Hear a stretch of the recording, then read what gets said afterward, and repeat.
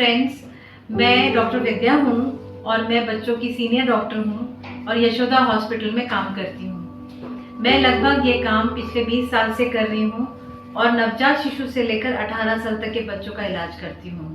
मेरी पूरी कोशिश यही रहती है कि मैं बच्चों का अच्छे से अच्छा इलाज करूँ। आज हम लोग एक बहुत ही मेजर प्रॉब्लम से गुजर रहे हैं, वो है बच्चों में बढ़ती हुई स्क्रीन टाइम। बच्चे आजकल बहुत ज़्यादा मोबाइल, टीवी, लैपटॉप्स और कंप्यूटर्स देखते हैं, जो कि बहुत ही हानिकारक है। आज मैं इस वीडियो में आप लोगों के सामने इसी के बारे में डिस्कस करूंगी, तो इसीलिए आप लोग मेरा ये वीडियो पूरे एंड तक देखें। इसके अलावा मैं आने वाले टाइम में आप लोगों के बीच में बच्चों से रिलेटेड कई तरह के टॉपिक्स को डिस्कस करूंगी, जैसे कि बच्चों की परवरिश कैसे करनी चाहिए, बच्चों को क्या खिलाना चाहिए, अगर बच्चों को थोड़ी बहुत बीमारी होती है तो उसको घर में कैसे डील करना चाहिए, बहुत सारी चीज़ें। इसलिए मैं चाहती हूँ कि आप मेरे चैनल को सब्सक्राइब करें। Thank you. आजकल की जो लाइफ है हमारी बहुत ही फास्ट है और जो बड़े हैं उनके पास किसी ना किसी तरह का गैजेट होता ही है, जैसे स्मार्टफोन्स, मोबाइल, लैपटॉप्स, टीवी। मेरे कहने के मतलब ये सब चीज़ें बहुत ही इजीली अवेलेबल हैं। बड़े तो देखते ही हैं क्योंकि उनको उस पर काम करना पड़ता है। उनकी देखा देखी छोटे बच्चों को लगता है कि ये तो बहुत नॉर्मल चीज़ है, इसलिए उन्हें भी देखना चाहिए। तो धीरे धीरे वो भी उनको यूज़ करने लग जाते हैं, उनका स्क्रीन टाइम भी बढ़ जाता है।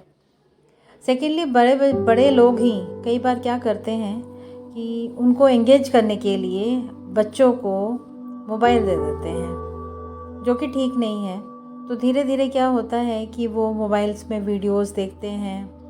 इवन कई पेरेंट्स खाने पीने के लिए भी स्मार्टफोन्स का यूज़ करते हैं, उनमें वो किसी तरह का कार्टून दिखाते हैं या वीडियोस दिखाते हैं, कोई गाना चला देते हैं, जिसकी वजह से बच्चों को स्क्रीन देखने की आदत हो जाती है। धीरे धीरे एडिक्शन होने लगता है। फिर क्या होता है कि ये एडिक्शन इतना बढ़ता जाता है कि उसके बगैर उनको कुछ अच्छा नहीं लगता है। कुछ बच्चे ऐसे होते हैं जो कि सोशली एक्टिव नहीं होते, माने उनका सोशल इंटरेक्शन दूसरे बच्चों के साथ कम होता है। तो ये बच्चे क्या करते हैं कि स्क्रीन टाइम के साथ अपनी दोस्ती कर लेते हैं, उन्हीं में इंटरटेनमेंट दिखाई देता है। तो ऐसे बच्चों में देखा गया है कि वो सोशली इंटरेक्शन उनका कम था, फिर उसके बाद स्क्रीन से दोस्ती कर लेते हैं और फिर उनका सोशल इंटरेक्शन और कम हो जाता है। तो ऐसे बच्चों में कई तरह के मेंटल इश्यूज़ आते हैं, उसके बारे में हम आपसे डिस्कस करेंगे। नॉर्मली स्क्रीन टाइम 2 घंटे से कम होना चाहिए, नींद 8 से 10 घंटे होने चाहिए और फिज़िकल एक्टिविटी 1 से 2 घंटे डेली होना चाहिए। देखा गया है कि 60% बच्चे ऐसे हैं जो 2 घंटे से भी ज़्यादा स्क्रीन देखते हैं और सिर्फ 5% बच्चे ऐसे हैं जो ये सारे क्राइटेरिया को फुलफ़िल करते हैं। ज़्यादा स्क्रीन टाइम देखने की वजह से बच्चों में आजकल बहुत ज़्यादा मोटापा दिखा गया है और ये पाया गया है कि मोटापा और ज़्यादा स्क्रीन टाइम का एक बहुत स्ट्रॉन्ग एसोसिएशन है, क्योंकि बच्चे जो हैं ज़्यादा स्क्रीन टाइम देखने की वजह से कम फिज़िकल एक्टिविटी करते हैं और उनमें जो एडवर्टाइजमेंट जंक फूड्स के आते हैं उनका इंटेक उनमें काफ़ी बढ़ गया है। और ये भी पाया गया है कि बच्चे जो है फ्रूट्स और वेजिटेबल्स बहुत कम खाते हैं। ओवरऑल देखा जाए इन सभी वजह से बच्चों में मोटापा बढ़ गया है। इसके अलावा जो फिज़िकल प्रॉब्लम्स बच्चे ज़्यादा स्क्रीन टाइम देखने की वजह से फेस कर रहे हैं वो है स्लीप डिस्टर्बेंस। स्लीप डिस्टर्बेंस बहुत कॉमन है।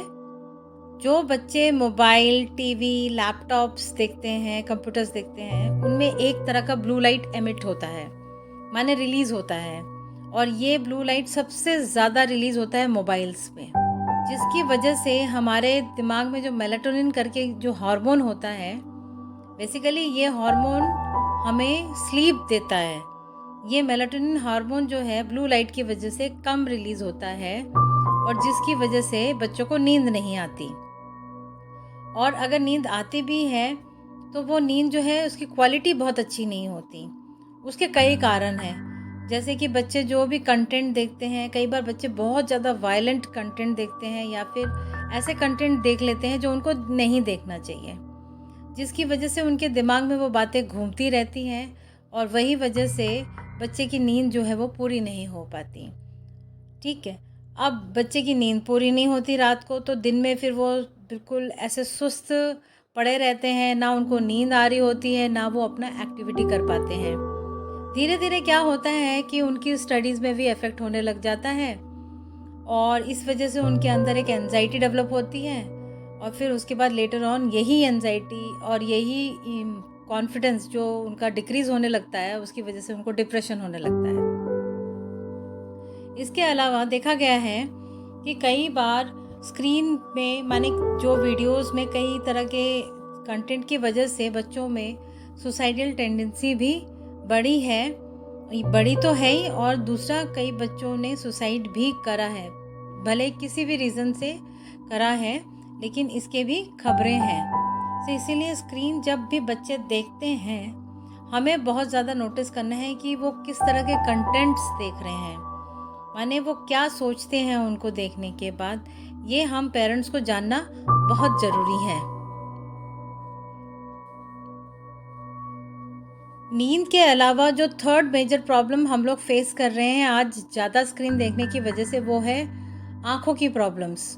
बच्चों के बहुत ज़्यादा चश्मे लगने लग गए हैं पहले के मुकाबले। सिर्फ यही नहीं, जब हम स्क्रीन देखते रहते हैं तो क्या होता है कि उसमें जो इमेजेस हैं वो बार बार चेंज होती हैं, तो जो हमारी आँखों की जो मसल्स हैं उनको बार बार एडजस्ट करना पड़ता है, और जिसकी वजह से मसल्स में फटीग होता है, उनमें दर्द होने लगती है, माने कि आँखों में दर्द आ जाता है, सर में दर्द होने लगता है। इसके अलावा जब हम लोग कंप्यूटर से या मोबाइल देखते हैं तो हमारी जो आँखों की जो पलकें हैं वो बहुत ही कम झपकती हैं, जिसकी वजह से आँखों में ड्राइनेस, पेन और ईचिंग होने लगती है। ठीक है, तो इस थर्ड जो प्रॉब्लम हम फेस करते हैं आँखों की, वो है एकोमोडेशन स्पैज़म। एकोमोडेशन स्पैज़म एक तरह का एंटिटी है जिसमें क्या होता है कि जब हम लगातार एक ही डिस्टेंस पे इमेजेस को देखने लगते हैं तो हमें इमेजेस थोड़ी टाइम के बाद धुंधली नज़र आने लग जाती हैं। तो ये एक ही डिस्टेंस पे कंप्यूटर को देखने की वजह से या फिर मोबाइल को देखने की वजह से या टीवी को एक ही डिस्टेंस पे देखने की वजह से कई देर तक हमारा जो इमेजेस हैं वो धुंधली पड़ने लगती हैं। इसमें बीच बीच में हमें एक्चुअली ब्रेक देना चाहिए।